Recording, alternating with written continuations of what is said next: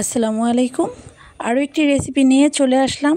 আজকে আমি আপনাদের সাথে শেয়ার করব 1 কাপ আটা আর একটি ডিম দিয়ে দারুণ মজার সহজ একটা নাস্তার রেসিপি। আর হঠাৎ কিন্তু মেহমান আসলে বাসায়, তখন এই নাস্তাটা আপনারা চটজলদি তৈরি করে দিতে পারবেন। সবার কাছেই অনেক বেশি ভালো লাগবে।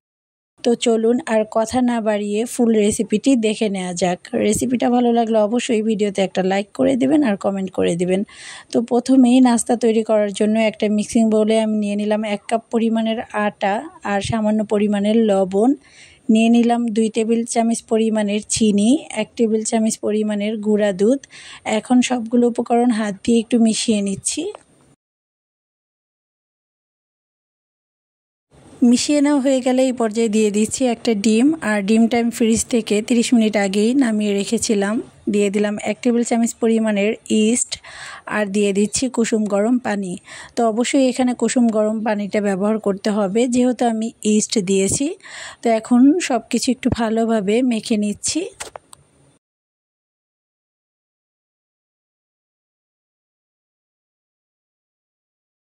অল্প অল্প করে পানি দিয়ে আমি ডোটা মেখে নিচ্ছি, একসাথেই পুরো পানিটা দেয়া যাবে না। সফট একটা ডো মেখে নিচ্ছি। তো এই ডোটা একটু সফটই থাকবে। এবার আমি উপর দিয়ে কিছুটা তেল লাগিয়ে আমি এটাকে রেস্টে রেখে দেব 30 মিনিটের জন্য। এতে করে কিন্তু খুব সুন্দর এটা ফুলে যাবে। আর অবশ্যই 30 মিনিট এটাকে রেস্টে রাখতে হবে। তো 30 মিনিট পরে দেখতেই পাচ্ছেন ডোটা ফুলে কিন্তু ডবল হয়ে গেছে।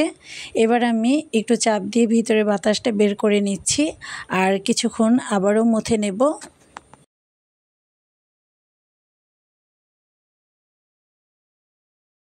ভালো করে মথে নেওয়া হয়ে গেছে। এবার এর থেকে আমি লিচি করে নিচ্ছি। আমি যেই কয়টা নাস্তা বানাবো ওই কয়টা লিচি করে নিচ্ছি। আর দেখতেই পাচ্ছেন আমি কিভাবে নাস্তাটা শেপ দিয়ে নিচ্ছি। তো এটা আমি রাউন্ড শেপে করে নিচ্ছি। এটা করা কিন্তু খুবই সহজ। এবার আমি তেলের মধ্যে এক এক করে নাস্তাগুলো দিয়ে দেব।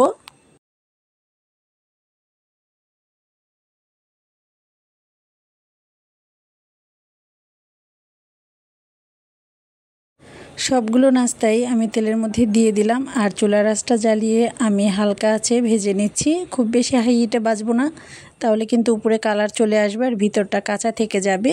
তো আমি আস্তে ধীরে এটাকে ভেজে নিচ্ছি। কিছুক্ষণ ভেজে নেওয়ার পরে আমি নাস্তাগুলো একটু উল্টিয়ে নিচ্ছি।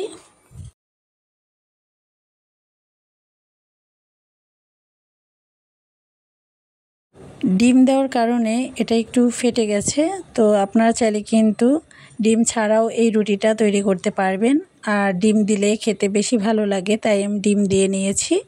তো উল্টে পাল্টে আমি দুই পাশেই গোল্ডেন ব্রাউন করে ভেজে নেব।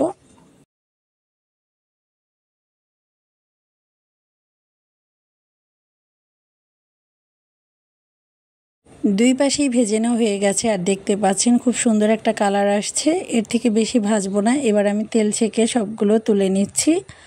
তো এই রুটিটা বানানো কিন্তু খুবই সহজ, দেখেই হয়তো বা বুঝতে পারছেন। তো আমি এটা একটু দেখিয়ে দিচ্ছি কতটা সফট হয়েছে। তো দেখতেই পাচ্ছেন এটা কিন্তু অনেক বেশি সফট হয়েছে আর ভিতরটাও অনেক বেশি সফট থাকে।